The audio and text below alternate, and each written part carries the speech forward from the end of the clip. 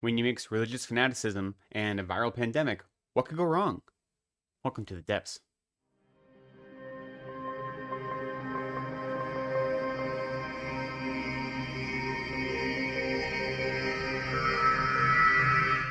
Hello, welcome to Reading from the Depths. My name is Lecton. Thank you so much for joining me. Today I have a review for you of American Rapture by CJ Leede. And for those of you who watch my reviews in real time, you might notice I'm dropping an extra review this week.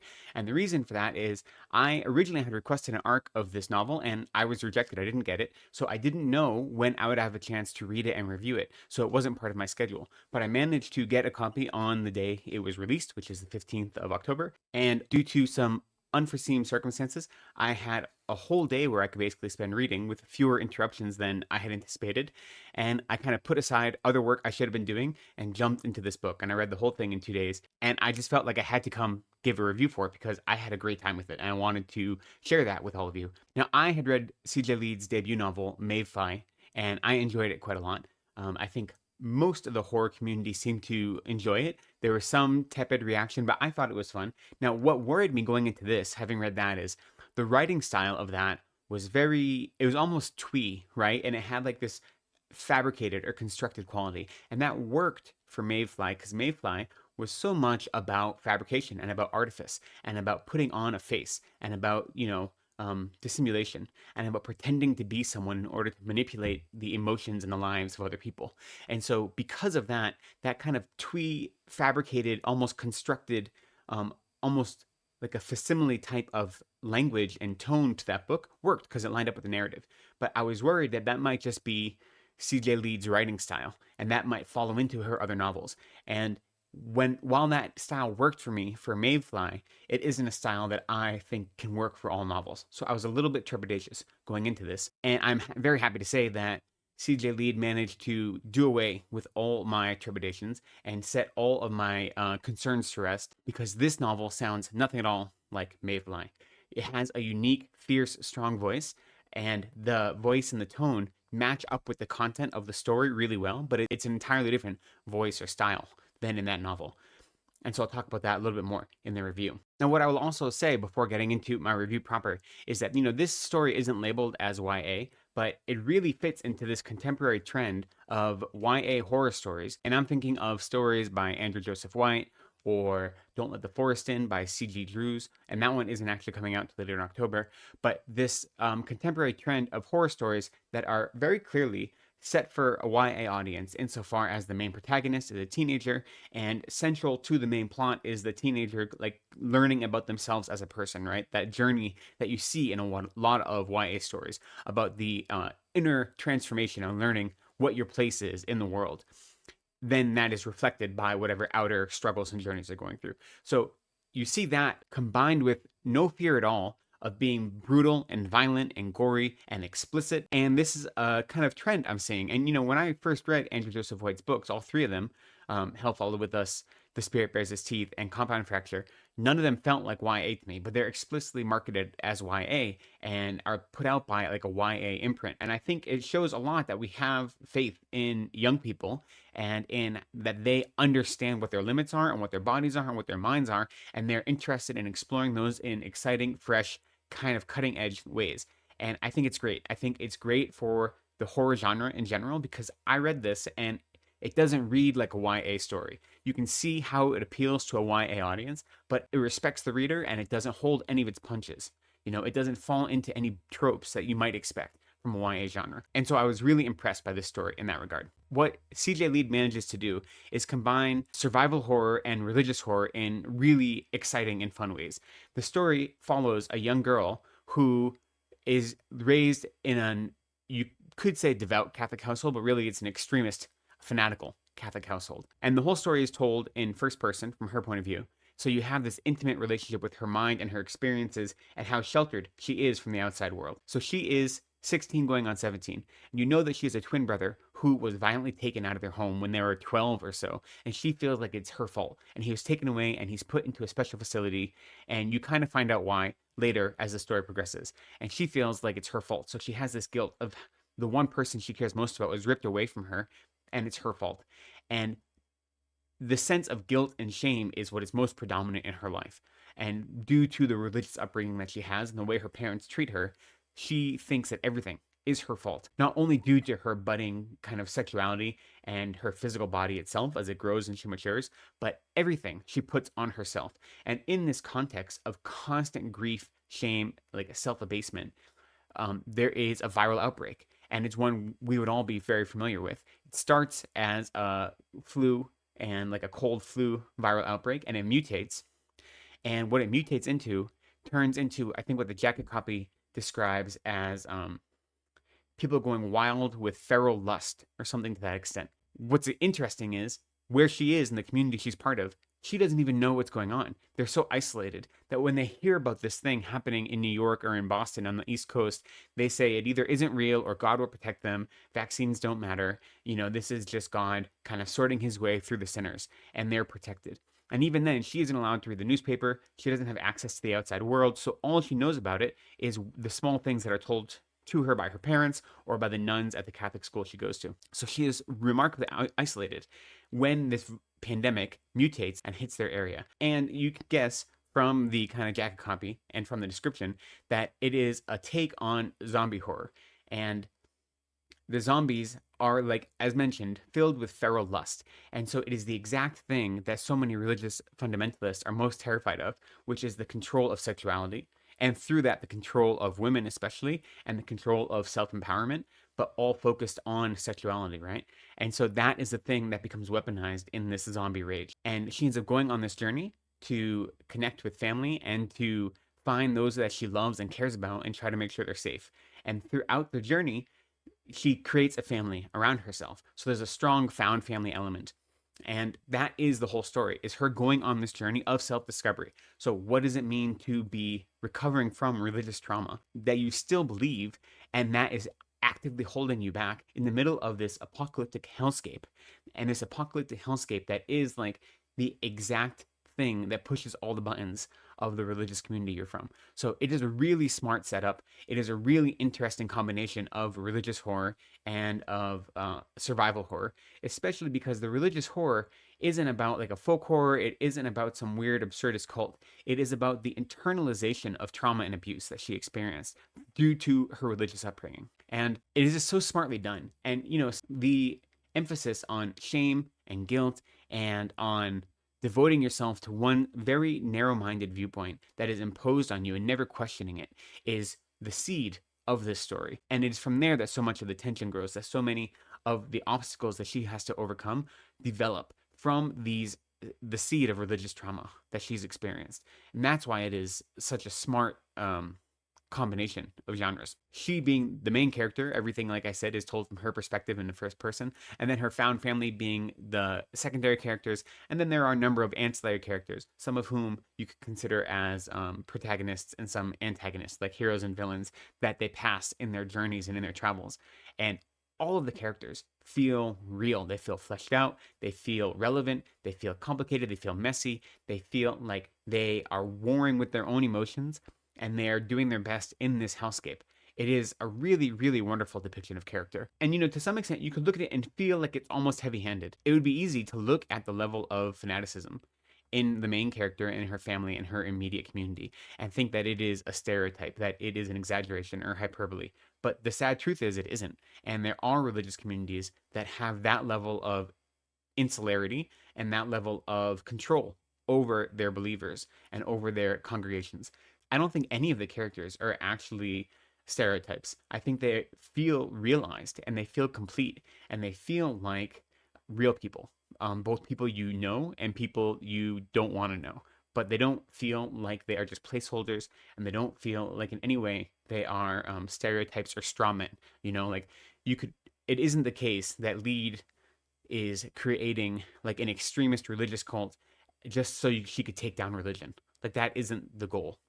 And even later in the book, there's at least one scene I can think of that depicts people that are religious that show that religion can bring compassion and care for others. And it isn't religion that's the problem. It's this particular flavor of religion and this fanaticism and this extremism and this decision to always prioritize blind faith that is taught by a human institution. So it isn't religion or even Christianity that's being demonized.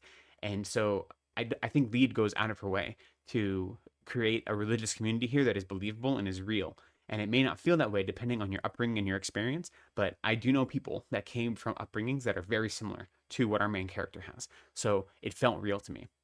The story itself, like I said, I think is really exciting. The inner journey that our main character goes on is a difficult one, and it's supposed to be difficult. She's lived her whole life with these religious beliefs, and even as they cause her pain and they create obstacles for her, they cause her active suffering, she still believes them, and she can't just simply not believe them because they're inconvenient. It isn't that easy for her. And so the journey she goes on is a really difficult, hard fought journey. And the story parallels that with her outer journey and with dealing with this hellscape, this apocalypse. And I think that the story itself is really heartwarming in that way. And it is a story of grief and loss and trauma and a little bit of serendipity and a little bit of faith in yourself and in your capacity and in your friends and in those you love. So the story itself, the contours of it, I think are really well done. And the pacing too, I think is well done. You know, in this kind of, in survival horror especially, you have to find that balance of putting like pedal to the metal and keeping things full of action and excitement so you can't ever stop to take a breath. But then you have to mix it with chances to take your breath, because if everything is full tilt all the time, it's just exhausting and you can't get through the whole book. And it's hard to even have any sort of emotional catharsis or character growth if you never have a chance to reflect on what you've experienced. And so Leede doesn't shy away from violence and from really gory scenes. And there are a lot of action-packed scenes that are really well written, and all of them are coated in blood and other fluids. It is violent, it is visceral, it is in your face. But those are mixed with moments of levity. They're mixed with moments of reflection, chance to catch your breath, chance to wipe the sweat off your brow. So she does a good job of balancing those. I'd say right around the 50% mark, there is a little bit of lagging. There are a few chapters that just seem like they're drawn out a little bit too long because you don't feel any real character development in those extra pages. Yet, even in those places that feel a little bit lagging, they don't overwhelm the story because so much of the novel is filled with such tight pacing that even in those places, there's a chance for you to really sit with this experience and try to get into the mind of our main character. And that is where I think the writing really excels. And, you know, I mentioned that Mayfly has this writing style that is twee and almost fabricated, right? This writing style, it is despondent, it is desperate, it is frenzied, it doesn't know what's going on. It's pervaded by confusion and dis-ease and a fundamental conflict, internal conflict of wanting one thing and wanting its opposite at the same time. And the writing feels that, like that tension exists in all the writing really, really well. So even when you have these moments that stretch on a little longer, they're still pervaded with this tension, with this desperation. And I think that that carries the story. And it really shows that Leede has a really strong control of her craft, that the writing reflects the narrative flow so well. I didn't mention much about the world building, but I think the world building, as I mentioned with the characters, goes hand in hand. I think these are communities, both the religious communities and then the found family and then other kind of little isolated communities that they find in their journey, all feel real, they feel realistic, they feel like places you would find in this hellscape. You know what I mean? Pockets of people that are trying to do the right thing and pockets of people that want to take advantage of you. And the difficulty in any survival horror is knowing who to trust and who not to trust. And that paranoia is really built into the atmosphere, and that longing for safety and knowing that you need to be safe not only from the external threat but the internal threat. The atmosphere drips with that kind of dread and that kind of unknowing. And so the world building, I think, is really spot on. It really captures the flavor and it matches the writing style and the character development in really interesting and exciting ways. Now, the one other kind of nitpick I might have, in addition to there being a little bit of lag in the middle of the book, is that I'd say in the back half, there are a few instances where characters are criticizing our main character's religious faith and her conviction.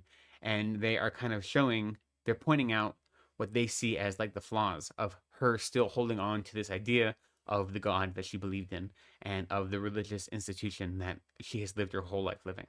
And to some extent, the arguments they make, they're very simplistic. They're very heavy-handed. They don't have any finesse. And, you know, these are arguments and conversations that I've had with people in my life and with people in my education system. I have a degree from a theological school, from a divinity school.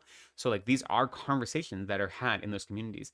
And the ones in the book just feel like the simplest versions of them. Very much 18-year-old, I just read Richard Dawkins for the first time and now I'm filled with like, this existential angst kind of arguments.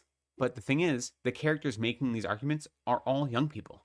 They are filled with that kind of trauma, that kind of experience. And so it makes sense. It makes sense that these are the arguments they're making. And it makes sense that for our main character, considering the life that she has lived, that these arguments are incredibly blasphemous for her and they totally upset her way of understanding the world. And so, on the one hand, I read some of the arguments being made by different characters, and I just kind of roll my eyes because they're very simplistic. And anyone that has actually invested in this religious community, like those are the arguments they immediately can talk away quite easily. Like there's no real depth to them. They're emotional arguments, and they're emotional arguments that come largely from people that have already undergone some sort of spiritual deconstruction. So they've already lived in some sort of spiritually oppressive community and they have left it. And these are like the grossest, coarsest rationale they have for understanding why and how they left. But that kind of rationale isn't the kind of rationale that you often need to get out of those communities. That is like ad hoc the rationale you find after you've already left them, after you've already been hurt by them, or after you actively stop believing in them.